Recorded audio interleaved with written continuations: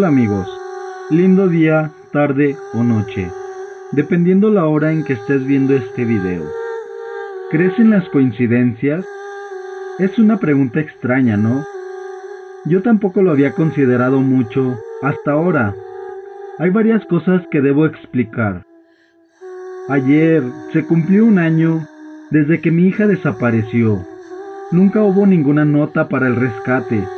No se descubrieron los restos y ni siquiera hubo una pizca de evidencia para respaldar las teorías estándares de secuestro u otro acto criminal. Aparte de su ausencia misma, toda la situación se veía impresionantemente limpia. A solo 14 años de edad, había desaparecido sin dejar rastro. Era Emily.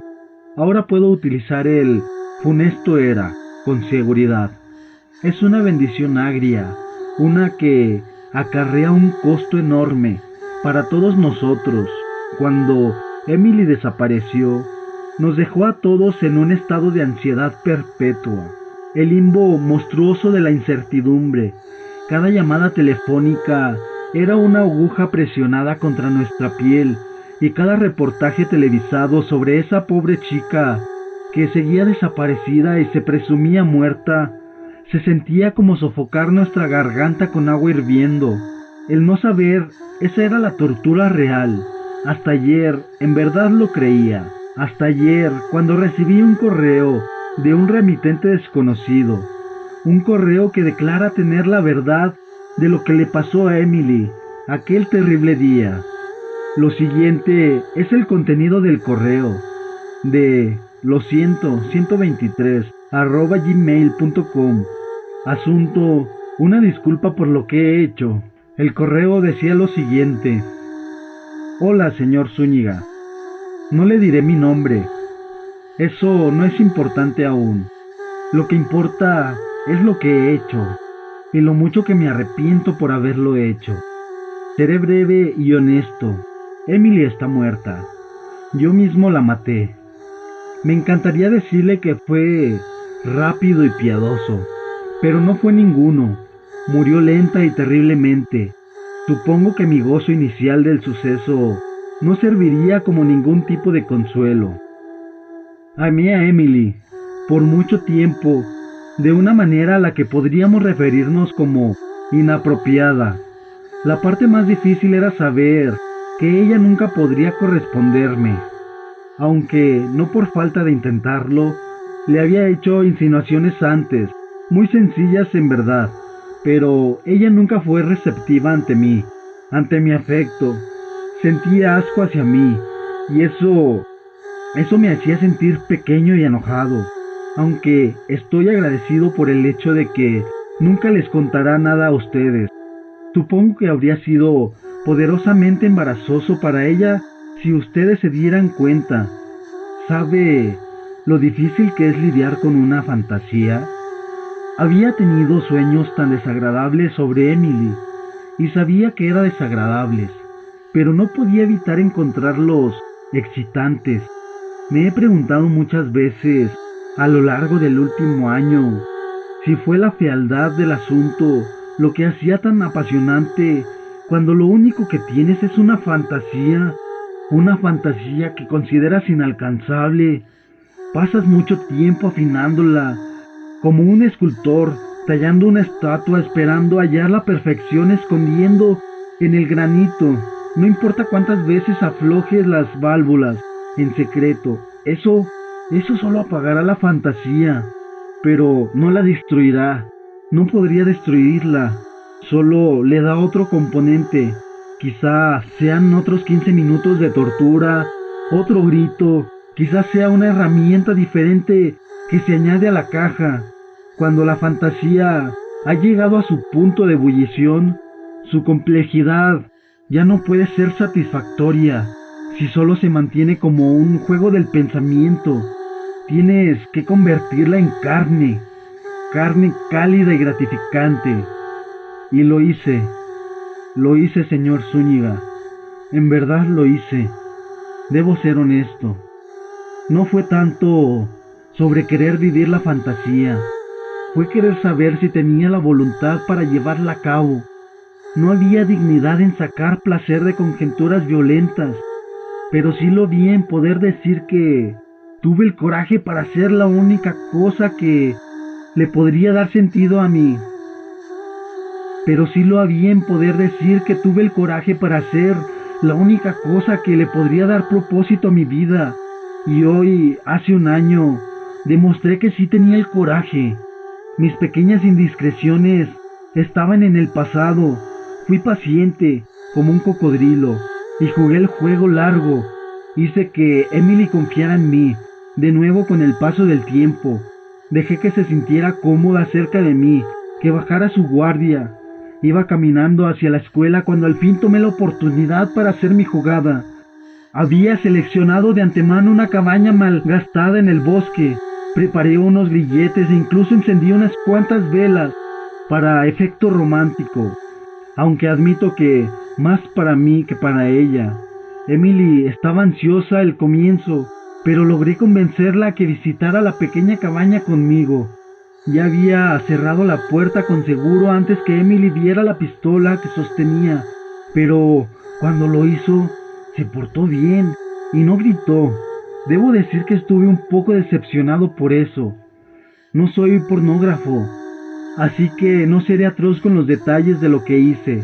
Estoy consciente de que fue perverso, pero poco importa el viento cuando eres un huracán. Toda mi vida fue perversión, oculta y encerrada. Emily fue el canal de esa perversión. Una parte de mí piensa que solo llegué a amarla porque era conveniente, porque era accesible. Usé un martillo, un cuchillo, un par de pinzas y un taladro mecánico. Fue más desordenado de lo que anticipaba. Tanta sangre y tanto de lo demás. En total, pasaron horas hasta que al fin murió, lo cual admiro, pues nunca me dejó divertirme. Emily fue una chica fuerte. Debería estar orgullosa de ella, señor Zúñiga. Para resguardar mi orgullo, quiero decir que no la violé antes de que muriera. No me pude forzar a cruzar esa barrera, sabiendo que sus ojos estarían en mí mientras me sucedía ese pensamiento. Me disgustaba. Murió hasta donde yo sé, virgen. Una vez que había terminado con ella por completo y la euforia de todo ya había pasado, surgió en mí la realización terrible que fue lo que hice. Mi placer se tornó en repugnancia y toda la dulzura que estaba dentro de mí, mientras la mataba, se sintió amargo. Me di cuenta de que no estaba destinado a ser un asesino, que eso no encajaba conmigo, que más allá del placer temporal del acto, el pensamiento del tomar la vida de alguien me indignaba. Fui un soñador que cometió un terrible pero terrible error, uno que le costó la vida a una joven prometedora. Si había un plan mayor del que todos somos parte, podía sentir que lo hice. Fue un desvío de la ley natural. Estaba decepcionado por mis acciones y de mí mismo. Ese pequeño experimento me había reventado en la cara por completo. No tenía la habilidad para sobrellevarlo. Una vez que había superado la ola inicial de miedo y pánico, corté el cuello de Emily en pedazos pequeños, que eran fáciles de cargar. Tomé todos los pedazos envueltos en tela y los quemé en el bosque utilizando combustible. Luego de eso, enterré el lote de huesos, achicharrados y cenizados, deseando que pudiese simplemente olvidarme de todo. Matar a Emily y hacer las cosas que le hice. He comprendido esto a lo largo del último año. Fueron actos de obsesión y cobardía. Una persona que no fue lo suficientemente fuerte para superar sus impulsos más oscuros. He estado invadido por la culpa, envuelto en recordatorios de la vida que me ha tomado y que nunca podré devolver. Es por eso que he decidido hacerlo más cortés e informarle que tomaré otra vida, la mía. Lo único que podré llegar a ser es un peligro para las personas que me rodean, una bomba de tiempo destinada a estallar y herir a otros inocentes. El único altruismo para una persona en mi posición es removerse a sí mismo del problema. Lo siento por lo que le hice a Emily. No espero que me perdone, ni tampoco creo que lo mereciera. Solo espero que esto le dé algún tipo de cierre y que le permita seguir adelante. Mis más sinceras disculpas. Tras leer el correo, lloré por horas. Esta reacción violenta no fue porque hubiese sido contactada por el asesino de mi hija, sino porque sentía que alguien estaba jugando a mi familia una broma horrorosa. Luego de todo por lo que habíamos pasado, y en el aniversario de la desaparición de Emily, por el colmo no se lo conté a mi esposa ni a mi hijo. Cargué con la cruz por mi propia cuenta y vestí un rostro valiente para ello, sabiendo que el aniversario era duro para todos. No dejaría que el monstruo al otro lado de ese correo destruyera a mi familia. Pero esta mañana escuché un disparo sonoro desde la habitación de Joseph, mi hijo. Para cuando mi esposa y yo forzamos la puerta, ya era demasiado tarde. De alguna forma, mi hijo había conseguido un arma y se disparó en la frente.